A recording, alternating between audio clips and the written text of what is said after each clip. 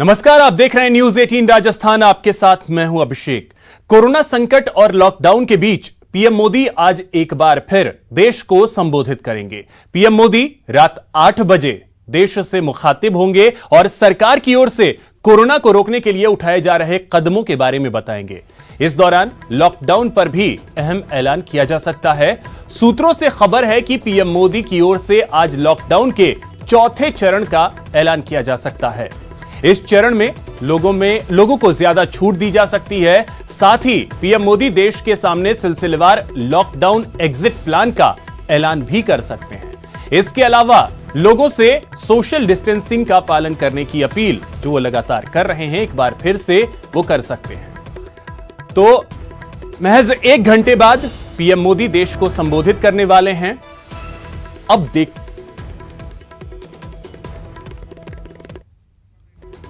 तो लॉकडाउन 4.0 का ऐलान कर सकते हैं पीएम मोदी। देश की अर्थव्यवस्था पर भी बोल सकते हैं। ये संभावनाएं हैं कि आज अर्थव्यवस्था पर भी वो बोलें। लॉकडाउन में और ज्यादा राहत देने की कोशिश भी हो सकती है। इसके अलावा जोन वाइज और छूट दी जा सकती है। इसका ऐलान पीएम मोदी आज कर सकते हैं। ये संभावनाएं हैं। लॉकडाउन एग्जिट प्लान पर भी चर्चा कर सकते हैं पीएम मोदी और मजदूरों के पलायन पर भी वो अपनी बात आज देश के सामने रख सकते हैं। साथ ही सोशल डिस्टेंसिंग की अपील एक बार फिर से पीएम मोदी कर सकते हैं और लॉकडाउन फेज 4 को लेकर संभव है कि आज पीएम मोदी ऐलान करें। आइए अब आपको दिखाते हैं कि इससे पहले कोरोना संकट को लेकर पीएम मोदी ने कब और क्या ऐलान किया था। अब देखिए, ये अलग अलग तस्वीरों के जरिए हम आपको बता रहे हैं। 19 मार्च को सबसे पहले देश के सामने वो आए और उन्होंने जनता कर्फ्यू की अपील की 22 मार्च के लिए। फिर 24 मार्च को उन्होंने लॉकडाउन के पहले चरण को लेकर के ऐलान किया। फिर 12 मई को, जो कि आज का दिन है, जहां संभावनाएं ये हैं कि लॉकडाउन 4.0 का वो ऐलान करें। 3 अप्रैल को दिया जलाने की अपील उन्होंने की थी कि 5 अप्रैल को आप दिया जलाएं रात के 9 बजे 9 मिनट के लिए। फिर 14 अप्रैल को वो सामने आए और लॉकडाउन के दूसरे चरण की बात उन्होंने कही थी।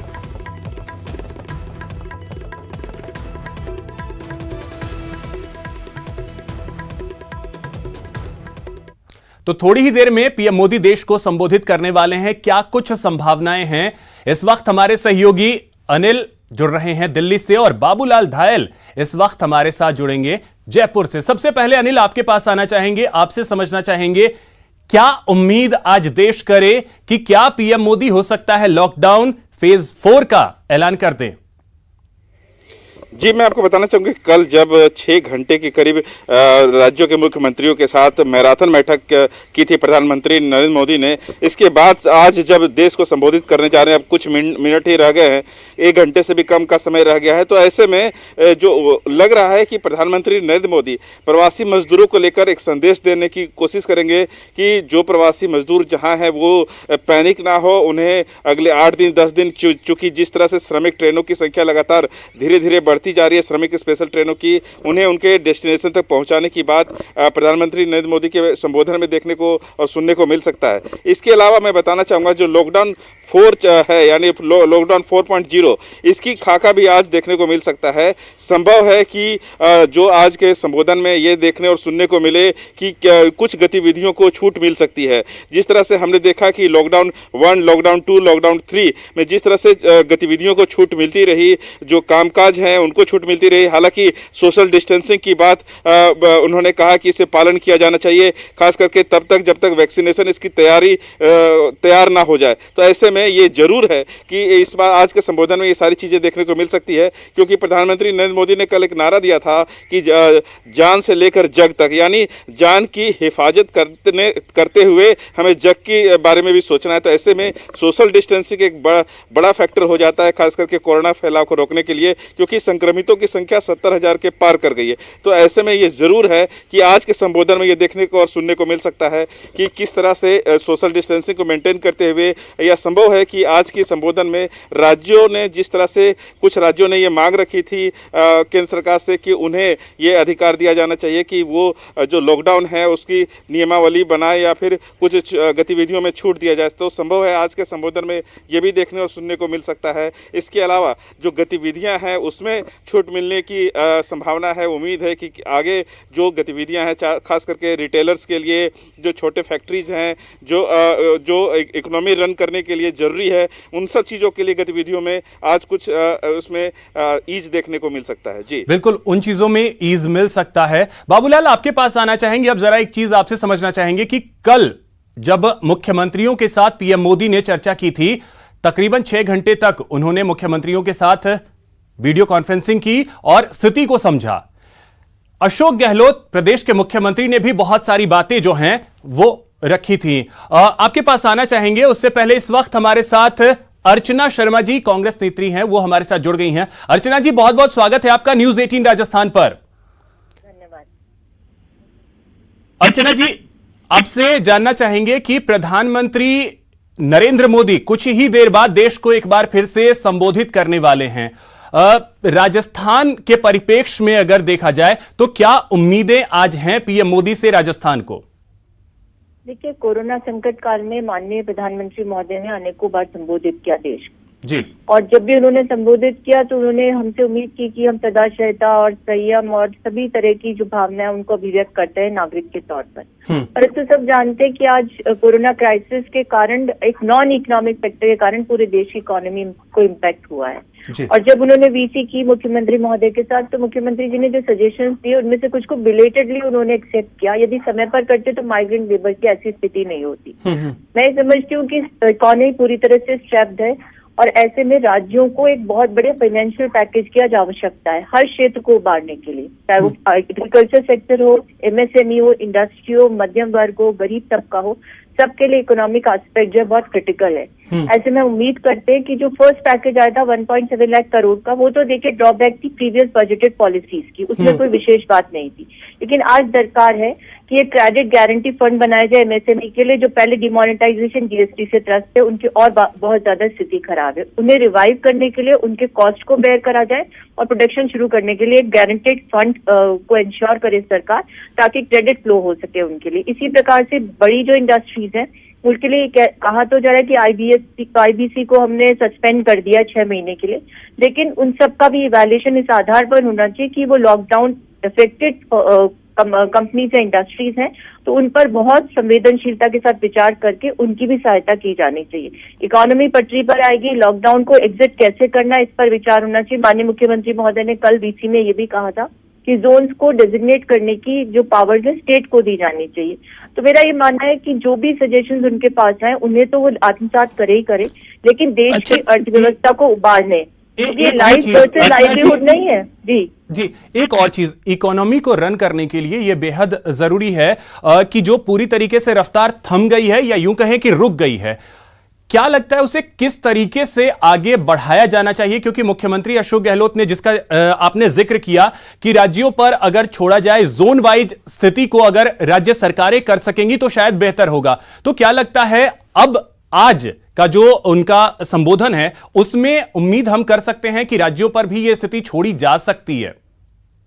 देखिए, फ्रंटलाइन एजेंसीज जो है वो राज्य ही, फोर फ्रंट पे लड़ाई राज्य ही लड़ रहे हैं। ऐसी अवस्था में सुझाव बिल्कुल सारगर्भित है और कब ग्रीन जोन रेड हो जाए, रेड जोन कब ऑरेंज हो जाए, कुछ पता नहीं, क्योंकि ये क्राइसिस इतना अनसर्टेन है कि इसके बारे में कोई प्रेडिक्शन कर ही नहीं सकता, ना कोई दवाई, ना वैक्सीन, ना कोई एंटीडोट। ऐसी अवस्था में ये एक ऐसा क्राइसिस है जिससे पूरी मानवता इससे प्रभावित हुई है। तो हम चाहते हैं कि प्रधानमंत्री जब आए, और विश्व का सबसे बड़ा लोकतंत्र कहा जाता है, बड़ी आबादी वाला देश है, इसकी जो डेमोग्राफी है, डाइवर्सिटी है, उसको ध्यान में रखते हुए और राज्यों से मिलने वाले फीडबैक के अनुसार कुछ ऐसी स्ट्रैटेजी को वो ऑर्गेनाइज करें ताकि लाइव वर्सेस लाइवलीहुड नहीं हो जाए, क्योंकि ट्रेड ऑफ नहीं, जीवन और आजीविका का ट्रेड ऑफ नहीं, दोनों को बचाना है और बचाना इस प्रकार से ताकि कम से कम प्रभाव सब पर पड़े। सब जानते हैं देश की अर्थव्यवस्था गर्त में जा रही है, बिल्कुल, तो अब उसे संभालने के लिए जरूरत है कि एक्टिविटीज जो हैं वो शुरू की जाए। बहुत बहुत शुक्रिया अर्चना जी हमारे साथ जुड़ने के लिए और इन तमाम बातचीत के लिए बहुत बहुत शुक्रिया आपका। बाबूलाल, अब आपके पास आना चाहेंगे। अब आपसे जरा सा समझना चाहेंगे कि क्या लॉकडाउन 4 या जिस चीज का जिक्र अर्चना जी भी कर रही थी, मुख्यमंत्री अशोक गहलोत लगातार कहते आ रहे हैं कि राज्यों को यह अधिकार मिलना चाहिए ताकि वो जोन वाइज अपने हिसाब से स्थितियों को देख सकें और उस हिसाब से वो एक्शन ले सकें। क्या ये संभावनाएं दिख रही हैं या लॉकडाउन 4? लॉकडाउन 4 तो किसी न किसी सूरत में होगा, लेकिन रिलैक्सेशन ज़रूर देखने को मिलेंगे और लॉकडाउन हो सकता है कि उसको इम्प्लीमेंट करने का जो अधिकार है, किस तरह से रियायत दी जा सकती है, ये सारी चीज़ें राज्यों पर छोड़ी जा सकती हैं। लेकिन केंद्र जो है पूरी मॉनिटरिंग करेगा, एडवाइजरी लगातार जारी करता रहेगा, इस बात की संभावनाएं ज़्यादा हैं।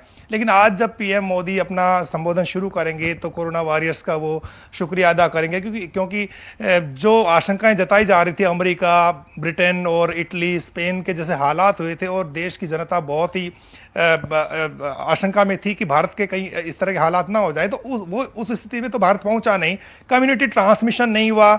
जैसा पीएम मोदी ने देश की जनता को कहा वैसा उन्होंने उसका पालन भी किया है, जिसकी वजह से भारत उस खतरे में नहीं जा पाया जिसकी दुनिया के देशों को आशंका थी कि भारत में बहुत ज़्यादा जो है जनहानि हो सकती है। लेकिन भारत फिलहाल बचा हुआ है और 70,000 के आसपास केस है, रोजाना मौतें भी हो रही है। लेकिन आप पीएम मोदी ने जिस तरह का प्लान बनाया था वो काफ़ी हद तक कारगर भी हुआ है। और अब जब 17 मई तक लॉकडाउन है, उससे पहले आज जब उनका संबोधन होना है, तो देखने वाली बात यही होगी कि वो किस तरह की रियायतें दे सकते हैं। टैक्स बेनिफिट की बात आ सकती है, निवेशकों में भरोसा पैदा करने के लिए कोई बातें वो कर सकते हैं। इसके अलावा जो माइग्रेशन का सबसे बड़ा मसला है इस वक्त अभिषेक, उसके ऊपर तमाम लोगों की निगाहें रहेंगी और ख़ास तौर से जो लाखों मजदूर हैं जो अपनी फैक्ट्री छोड़ करके अपने घर के लिए सड़कों पर पलायन कर रहे हैं, ट्रेनों में भी उनके लिए इतनी जगह नहीं है पर्याप्त कि वो अपने घर तक पहुंच सकें, तो उनकी निगाहें उन पर टिकी हुई हैं। सारी इंडस्ट्री जो है रिवाइवल पैकेज की मांग कर रही है कि उद्योगों को चलाने के लिए नई पूंजी की जरूरत पड़ेगी, लेकिन मैन पावर कहाँ से लाएंगे? जो मजदूर यहाँ से चला गया है वो इंडस्ट्री चलाने के लिए फिलहाल तो महीना, 2 महीना, 4 महीना नहीं आएगा। उस भरोसे को किस तरह से पीएम मोदी बहाल करेंगे, इस पर तमाम लोगों की निगाहें रहेंगी। और कल मुख्यमंत्री अशोक गहलोत ने कहा था कि जो लोग, जो लेबर बाहर से आ रही है, जो श्रमिक बाहर से आ रहे राजस्थान जैसे स्टेट में, वो क्या करेंगे? वो घर थोड़ी बैठेंगे। तो उनके लिए शहरी जो क्षेत्र हैं उनमें रोजगार के लिए कोई स्कीम आनी चाहिए। जैसे मनरेगा गांव में चलते, तो शहरी जो युवा हैं जो बेरोजगार हो गए, बिल्कुल बाबूलाल, जो इस चीज का आपने जिक्र किया ये बेहद अहम है और अब देखना अहम होगा कि आज जब पीएम मोदी देश को संबोधित करेंगे तो वो किन किन मुद्दों पर अपनी बात रखते हैं। फिलहाल बहुत बहुत शुक्रिया बाबूलाल और अनिल, आप दोनों का इन तमाम जानकारियों के लिए। तो थोड़ी ही देर में प्रधानमंत्री नरेंद्र मोदी देश को संबोधित करने वाले हैं। ऐसे में बीजेपी और कांग्रेस के नेता पीएम के संबोधन पर अपने अपने कयास लगा रहे हैं। कुछ लॉकडाउन बढ़ाना और उसके साथ साथ कुछ रिलैक्सेशन को बढ़ाने की बात भी भारत के प्रधानमंत्री जी कर सकते हैं। साथ में विभिन्न समाजों की जो अपेक्षाएं होंगी, उन अपेक्षाओं के लिए दृष्टि से भी देश को तैयार होने की बात और तैयारी के नाते से सरकार को क्या करना है और जनता को क्या करना है, ये अपील भी आम जनता के साथ हो सकती है, ऐसा मेरा मानना मुझे लगता है। मैं राजस्थान सरकार और केंद्र सरकार से अपील करना चाहूँगा, माननीय मुख्यमंत्री जी से, माननीय प्रधानमंत्री जी से, कि वो प्रवासी बंधुओं को उनके गृह क्षेत्र तक छोड़ने के लिए ट्रेनों की जितनी ज़्यादा संख्या बढ़ा सकते हैं, श्रमिक ट्रेनों की प्रवासी बंधुओं को लाने की उतनी बढ़ाई जाए और त्वरित गति से इस काम को सिरे से पूरी तरह लागू किया जाए। देश के प्रधानमंत्री से मांग करना चाहूँगा कि आज देश में बहुत बुरी स्थिति हो रही है। हमारे देश के जो ईमानदारी से काम करके देश का निर्माण करने वाले मजदूर बहुत भटक रहे हैं। उनको किसी भी तरह से रेलों के माध्यम से, बसों के माध्यम से उनके गांव तक पहुंचा दिया जाए ताकि एक शांति स्थापित हो और वो अपने घर पर पहुंच सकें। यहां रुकेंगे एक छोटे से ब्रेक के लिए। ब्रेक के बाद आपको दिखाएंगे सीएम के साथ सर्वदलीय संवाद में